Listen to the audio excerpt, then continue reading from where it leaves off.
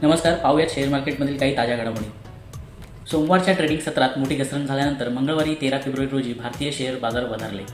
Banking आणि IT शेअर्समध्ये झालेल्या खरेदीमुळे बाजारात जोरदार तेजी दिसून आली. मिड कॅप आणि स्मॉल कॅप शेअर्समध्ये खरेदी झाल्याने सेन्सेक्स 483 अंकांच्या उसळीसह 71,555 वर बंद झाला, तर निफ्टी 127 अंकांनी वधारून 21,743 अंकांवर बंद झाला.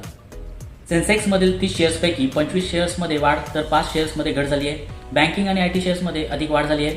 बँक निफ्टी 620 अंकांच्या वाढीसह बंद झाला, तर IT, pharma, FMGC, energy, private bank, consumer durables, healthcare आणि ऑइल अँड गॅस क्षेत्रातील शेअर्समध्ये वाढ झाली आहे. कमोडिटी, मीडिया, मेटलच्या शेअरमध्ये घसरण झाली आहे, तर मिड कॅप आणि स्मॉल कॅप शेअर्समध्ये खरेदी झाली. निफ्टीच्या 50 शेअर्सपैकी 39 शेअर्स वाढीसह आणि 11 शेअर्स घसरणीसह बंद झाले. IREDA गेल्या 5 ट्रेडिंग सत्रांमध्ये सरकारी क्षेत्रातील कंपनी IREDA च्या शेअर्समध्ये मोठी घसरण झाली आहे. गेल्या 5 सत्रांमध्ये या स्टॉकमध्ये 5% लोअर सर्किट सतत दिसून आले, तर मंगळवारी 5व्या दिवशी लोअर सर्किटनंतर हा शेअर 162.15 वर बंद झाला आहे. लिस्टिंग झाल्यापासून या स्टॉकमध्ये सतत वाढ दिसून आलेली आहे. लिस्टिंग झाल्यानंतर हा स्टॉक प्रति शेअर 215च्या किमतीपर्यंत पोहोचण्यात यशस्वी झाला.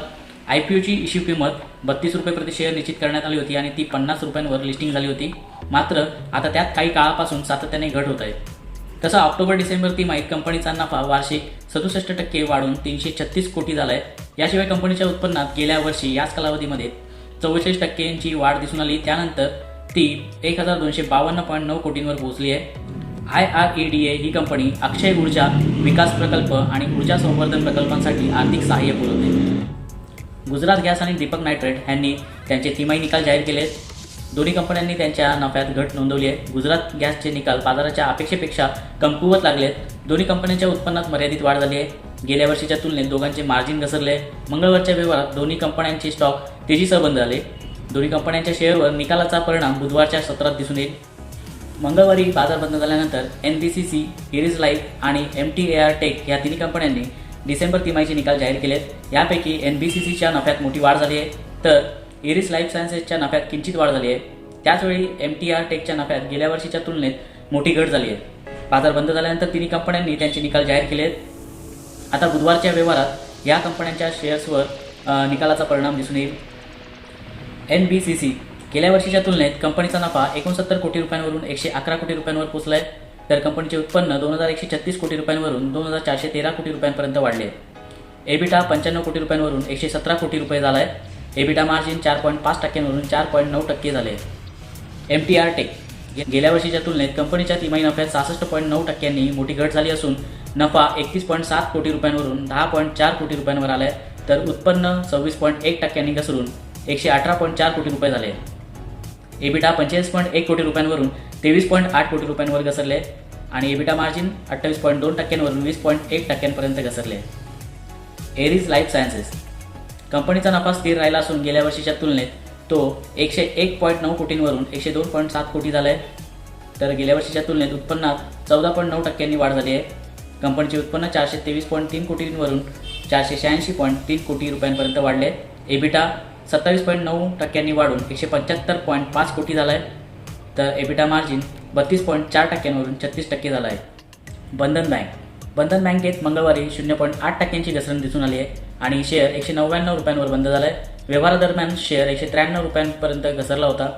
स्टॉकमधील घसरणीचा हा सलग दुसरा दिवस आहे आणि गेल्या 10 व्यापार सत्रांपैकी 7 सत्रांमध्ये स्टॉक घसरलेला आहे. मंगळवारी FII कडून शेअरमध्ये खरेदी दिसून आली, त्यामुळे कंपनीचा तोटा कमी करण्यास स्टॉकला यश आले आहे. एस्कॉर्ट्स कुबोटा मंगळवारच्या व्यवहारात शेअर 1%हून अधिक घसरणीसह 2,794 रुपयांवर बंद झाला, तर ट्रेडिंग दरम्यान स्टॉक 2,749 रुपयांपर्यंत घसरला होता. मंगळवारच्या व्यवहारात FII कडून डिलिव्हरीमध्ये विक्री दिसून आली आहे. अदानी ग्रीन आणि अदानी एनर्जी मंगळवारच्या व्यवहारात अदानी ग्रीन 1.5%हून अधिक आणि अदानी एनर्जी सोल्युशन्स 2%हून अधिक घसरून बंद झालेत. अदानी एनर्जीमध्ये गेल्या 2 दिवसांपासून वाढ होताना दिसत होती, ती आज थांबली आहे. डीलर्सच्या मते US आधारित एक मोठा फंड हा स्टॉक खरेदी करत आहे.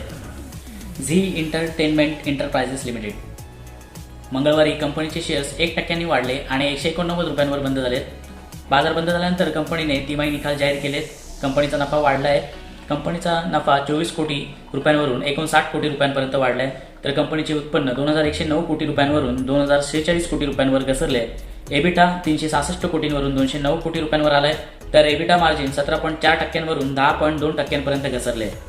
इन्फोसिस शेअर मंगळवारी कंपनीचे शेअर्स 0.26% वाढून 1684 रुपयांवर बंद झाले. कंपनीने एक्सचेंजेसला सांगितले की डिजिटल ट्रान्सफॉर्मेशनसाठी पॅसिफिक INTL लाईनसोबत कंपनीने करार केला आहे.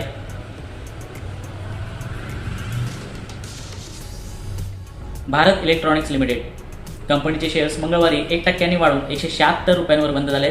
बाजार बंद झाल्यानंतर कंपनीने एक्सचेंजेसला सांगितले की 2282 कोटी रुपयांच्या ऑर्डर कंपनीला मिळालेल्या आहेत. स्वदेशी इलेक्ट्रॉनिक युद्धसामग्रीच्या पुरवठ्यासाठी हे ऑर्डर्स प्राप्त झाले आहेत. BPCL बुधवारी सकाळी ऑइल कंपनी BPCLमध्ये मोठी ब्लॉक डील होण्याची संभावना आहे. CNBC आवाजला सूत्रांकडून मिळालेल्या माहितीनुसार 500 कोटींसाठी 80 लाख शेअर्सची डील होऊ शकते.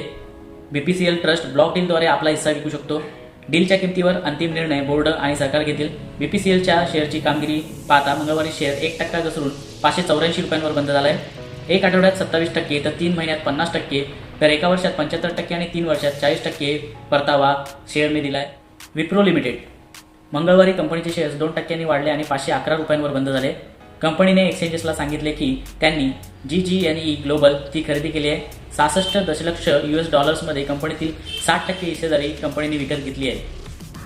ल्युपिन लिमिटेड मंगळवारी शेअर्स 1% वाढून 1608 रुपयांवर बंद झाला आहे. बाजार बंद झाल्यानंतर कंपनीने एक्सचेंजेसला सांगितले की त्यांनी अमेरिकेत ब्रॉम्फेनॅक ऑप्थॅल्मिक सोल्युशन हे औषध लॉन्च केले आहे. हिंदुस्तान कॉपर मंगळवारी कंपनीचे शेअर्स 4.48% वाढले आणि 251 रुपयांवर बंद झाले. बाजार बंद झाल्यावर कंपनीने आपले तिमाही निकाल जाहीर केलेत. कंपनीच्या नफ्यात घट झाली आहे. आर्थिक वर्ष 2023-24च्या ऑक्टोबर-डिसेंबर तिमाहीत कंपनीचा नफा 80 कोटी रुपयांवरून 63 कोटी रुपयांवर आला आहे. तर कंपनीचे उत्पन्न 557 कोटी रुपयांवरून 399 कोटी रुपयांवर घसरले. एबिटा 114 कोटींवरून 107 कोटींवर आला आहे. तर एबिटा मार्जिन 20.5% वरून 26.7% वाढले आहे. RCF शेअर्स कंपनीचे शेअर्स मंगळवारी 1% घसरले आणि 147.50 रुपयांवर बंद झाले. बाजार बंद झाल्यानंतर कंपनीने तिमाही निकाल जाहीर केलेत. कंपनीचा नफा घटलेला आहे. आर्थिक वर्ष 2023-24च्या ऑक्टोबर-डिसेंबर तिमाहीत कंपनीचा नफा 245.2 कोटी रुपयांवरून 11.2 कोटी रुपयांवर घसरला आहे. तर कंपनीचे उत्पन्न 6235.1 कोटी रुपयांवरून 4903.5 कोटी रुपयांवर घसरले. एबिटा 438.3 कोटींवरून 84.1 कोटी रुपयांवर आला आहे. तर एबिटा मार्जिन 60% वरून 1.7% वाढले. ज्योती स्ट्रक्चर्स लिमिटेड मंगळवारी कंपनीचे शेअर्स 3.5% घसरले आणि 31.30 रुपयांवर बंद झाले. कंपनीने एक्सचेंजेसला सांगितले की कंपनी तोट्यातून नफ्याकडे वळली आहे. ऑक्टोबर-डिसेंबर तिमाहीत कंपनीला 1.1 कोटी रुपयांचा नफा झाला आहे. वर्षभरापूर्वी कंपनीला 5.5 कोटी रुपयांचा तोटा झाला होता. कंपनीचे उत्पन्न 44 कोटींवरून 56 कोटी रुपये झाले आहे. ऑइल इंडिया मंगळवारी कंपनीचे शेअर्स किंचित वाढीसह 469 वर बंद झाले. आर्थिक वर्ष 2023-24च्या ऑक्टोबर-डिसेंबर तिमाहीत कंपनीचा नफा 325 कोटी रुपयांवरून 1584 कोटी रुपयांवर वाढला आहे. कंपनीचे उत्पन्न 5913 कोटी रुपयांवरून 5324 कोटी रुपयांवर घसरले.